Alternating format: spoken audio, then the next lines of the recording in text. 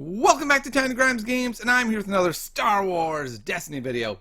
And this is Spoilers Week. First of all kinds of places are getting spoilers. I will be reviewing all of them as they pop up. But more importantly, FFG has decided to give me 3 spoilers of my own to go ahead and reveal. And I'm going to be doing that over the next 3 days. So if you haven't subscribed yet, not a bad time to do so.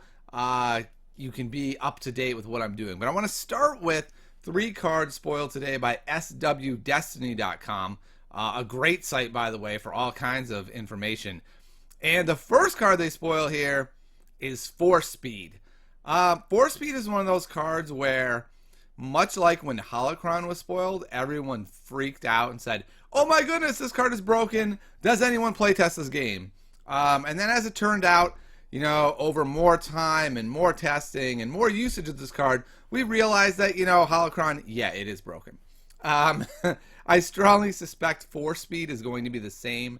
Anytime you have a zero-cost card that has dice, it would have to be utterly awful to not be playable.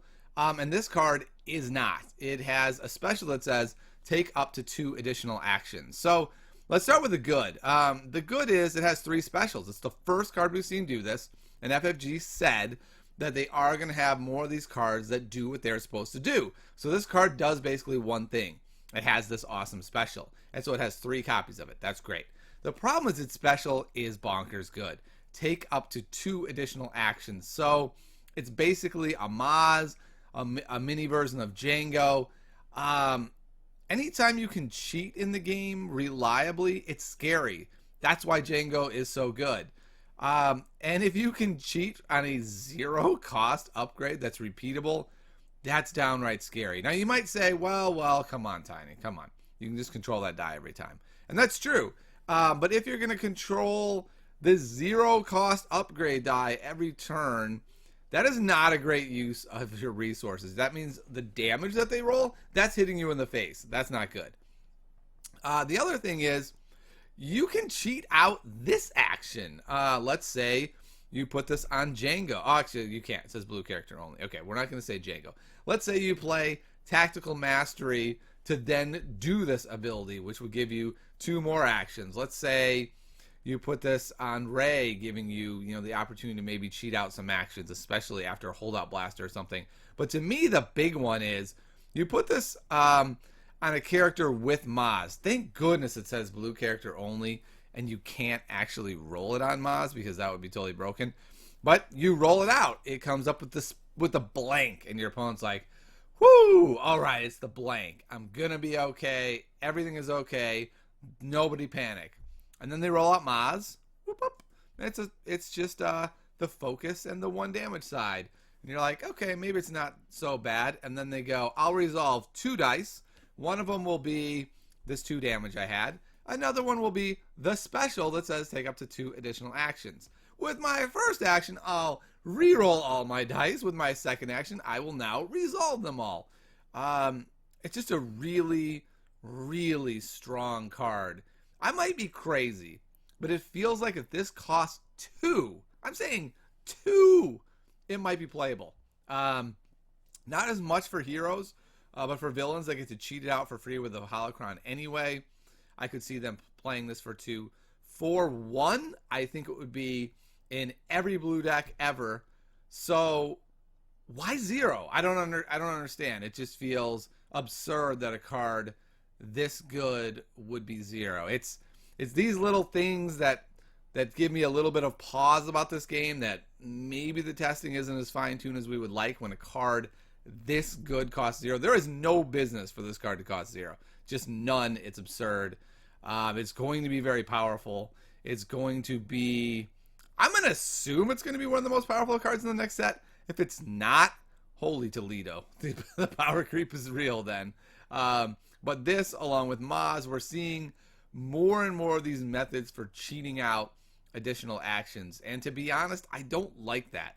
I'd say what I like best about this game is the back and forth rhythm of the game, that you can kind of plan out the turn and be outthinking your opponent. But when your opponent can be constantly cheating out more actions, it becomes harder and harder to find a way to outmaneuver them. And when they can chain them, let's say you have 2 force speeds out, you can resolve 2 specials to get 4 more actions. That would be insane because it's not unique either. So a card like this really, really worries me. I said that about Holocron. People said, don't overreact, Tiny. The whole set hasn't been revealed. I'm sure it'll be fine. It wasn't fine. It's not fine. The card still needs an errata. I hate that card. I wish it didn't exist. And my guess is I'll feel the same way about Force Speed. But it is powerful. It is crazy powerful. It is a legendary, and it is going to be a must-have for a lot of decks. It is flat awesome. All right. Next card spoiled by SWDestiny.com is Lothcat and Mouse.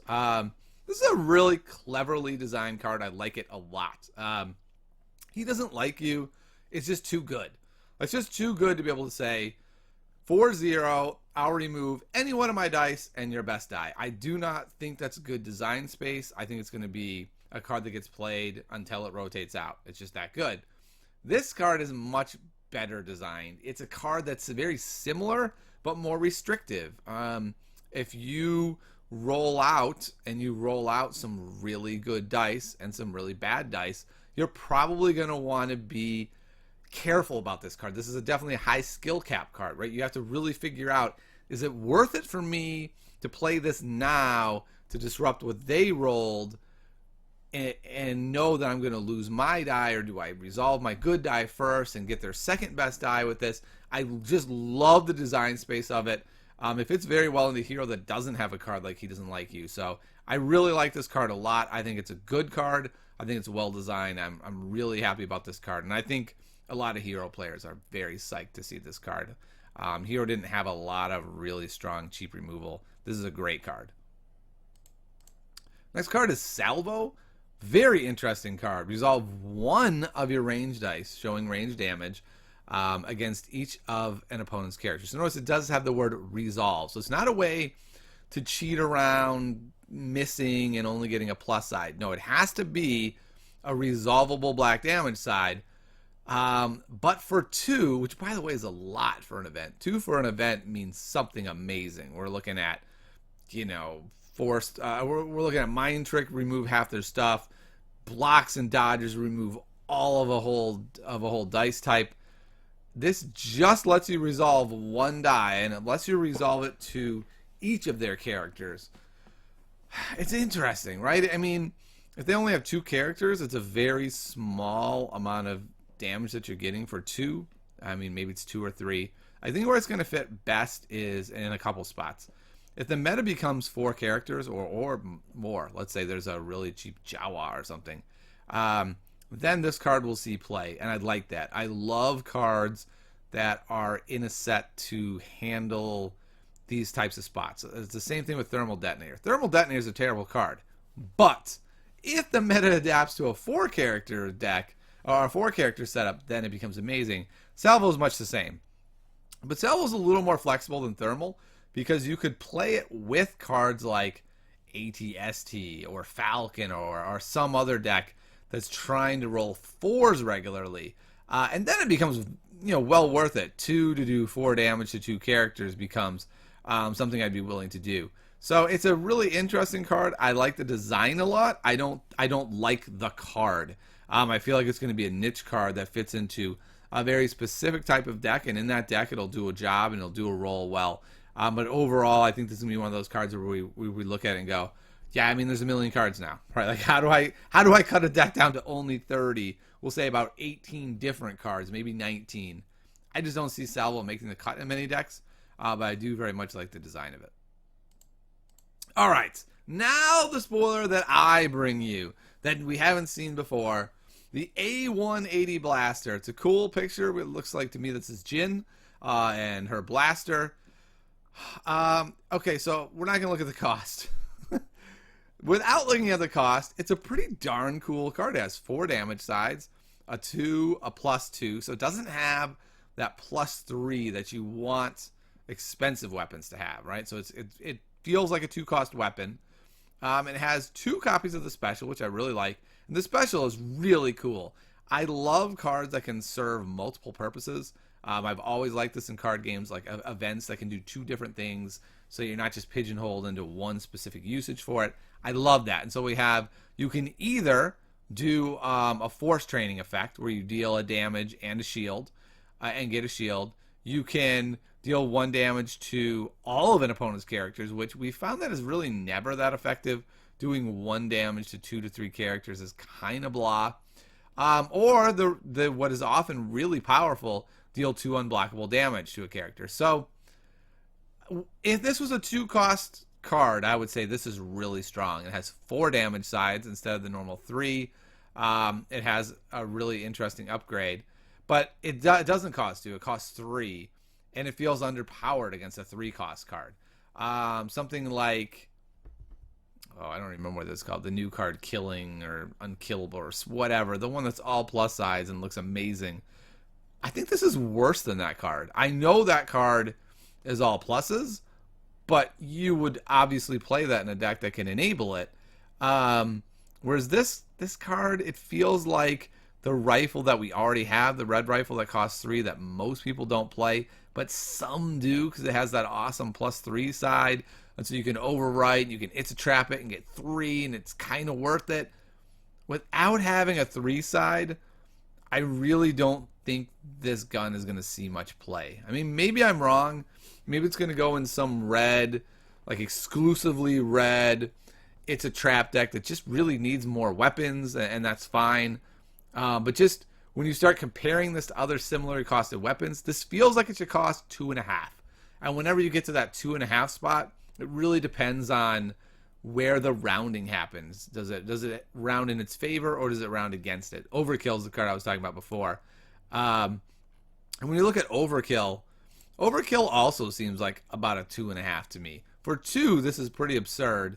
At 2.5, it seems about right. It seems like it should be the same cost as the Jin, but they rounded this one down, I think, because it doesn't have any black sides, whereas the SA basically has 3 black sides. I don't know. I might be wrong. Having 2 sides that do 2 unblockable might just make it worth it.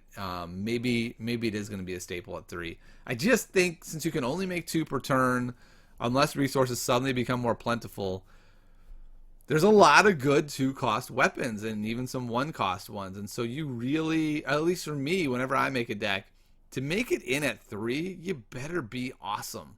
You can't be, I should cost 2.5, especially with double the weapons. So I'm not sure this is going to see play. I know I will assume it won't at the start, and then we'll see if I can be proven otherwise. Especially with the power creep that we've seen in cards like Maz and Speed. Like, it's not even close to what some of these cards are, and so my guess is just going to not quite make an impact. But for Speed, look out, man. This is the card. Oh my goodness. Now you've got Holocron and 4-speed at 0. You know what becomes really real are these 3-character decks that can stay alive, sort of a Dooku deck with Power of the Force. Being able to have 4 0-cost blue abilities, get a couple more down, and just whomp somebody for 4 for 1 or 5 or 6 is going to be really absurd. 4-speed's good. Look out. Look out. So come back tomorrow. I'll have another spoiler video for you then, and I'll see you next time on Tiny Grimes Games.